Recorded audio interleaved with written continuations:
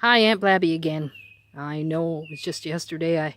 Today's the summer solstice. It was just yesterday. I did a reading for you, but I'm back because I think I learned a couple of things and I want to apply them before I forget them.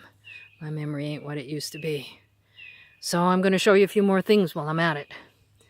There's another reason too, and I'll get to that in a minute. But right now I'm going to show you my basil. This is Genovese basil. It's just young yet. It's just coming up. There's some beautiful red basil. You see that? Isn't that gorgeous? It'll all get bigger. It'll all get bigger like this basil down here and bigger. And in between them are some beautiful mauve pansies. I love these. These are edible. I love to put those on salad plates. They're so pretty and they're nice and sweet.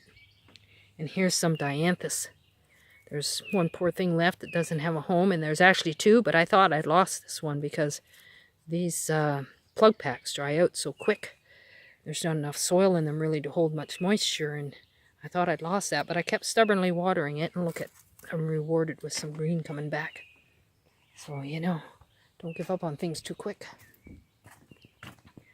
And over here, now you remember I said I had lots of mint, ton of mint someplace else. There you go. That's all mint. It used to be way over there. Planted it over a decade ago over there, and that was fine. I went over there to get mint when I needed it to boil potatoes or boil peas or make mint tea. But, you know, it's gotten out of hand. Mint does. It's very invasive. So it's got to go. And it's got to go for more than one reason. It's got to also go because some plants were put on sale because it's the end of the season, and someone brought a whole bunch of them home, and I got no ground to put them in except where the mint is. See, they're going yellow. They need to be planted. They need to be in the ground. They're getting pot bound. So that mint's going. So I have to show it to you now because it won't be there in a few days. A couple other things I'm going to show you about mint is that mint has a square stem. Oh, that piece isn't going to show you. Here, I'll show you this way. See the square stem on it? Now, you know it's mint because it's so strong. It's peppermint. But there are other members of the mint family. It might not be so obvious. You might ask yourself, is that a member of the mint family? And here's lemon balm. It's also a member of the mint family. And you see it's got a little square stem too. So if you have doubts that what you got is a member of the mint family, you just have to check and see if it's got a square stem. And this lemon balm is going too, because as you can see, it's in the middle of my rhubarb patch. It's got out of hand as well. It's time for some, I'm not a control freak, but it's time. It's time to do some controlling of things. So, I'm going to go over here and show you this dianthus.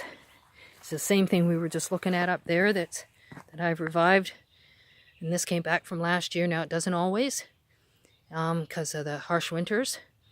But I left this on the septic tank. It seems to have done the trick. I guess it's getting some warmth from the septic tank, and look at how gloriously it's come back from last year. And that's this year's version. And snapdragons. Don't you love snapdragons? They're such a gorgeous little plant. Have you ever heard a snapdragon say to another snapdragon, "I'm better than you because I'm yellow and you're red"? Wouldn't that be silly? Wouldn't that be silly to hear a plant come up with something like that? And yet people do it, don't they? Here's a better shot of feverfew than yesterday. Now it's a misnomer, of course, because it has nothing to do with fevers. But again, it's good for migraine, headaches, and hypertension. It's beautiful bloom.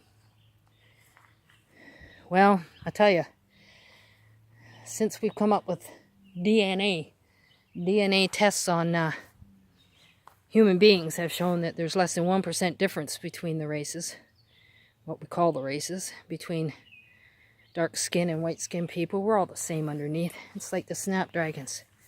It's the same thing, just a different expression. It's the same with people. One race, the human race, just some different expressions. That's all. Well, people who find a need to be superior to somebody, it's a sort of a very unfortunate ego that they're carrying around there. Probably a deep wound of some kind that instead of allowing to heal, they've allowed it to fester and become infectious, and they've become hateful. And it's the most ridiculous, tenuous excuse, skin color, to hate somebody, but I guess if it wasn't that, it would be something else. These are broken people. And as Dr. King said, there is no reason to hate haters. It doesn't solve anything. Hate does not cure hate. Only love can do that.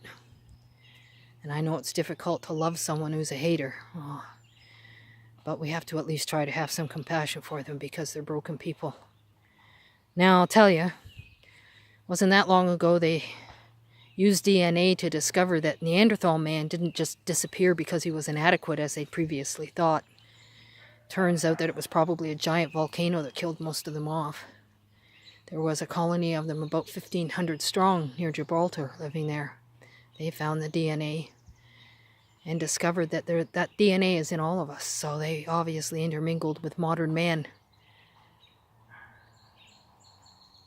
in order to survive. The last of them, they just sort of, well, I guess that became sort of a melting pot there.